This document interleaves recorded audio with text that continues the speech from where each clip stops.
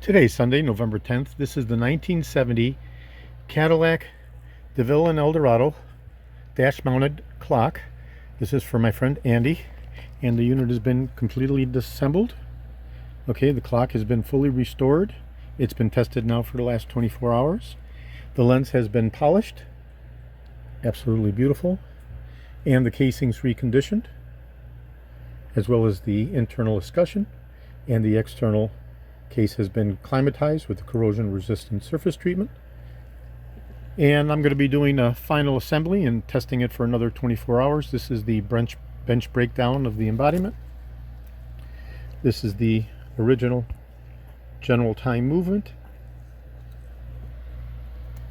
Okay, this is George in Florida. I have over 375,000 original vintage parts from 1959 through 1976.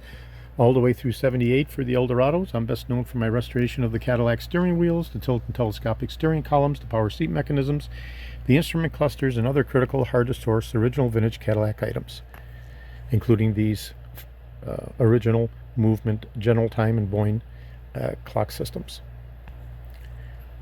Today is Sunday, November 10th. Thank you very kindly.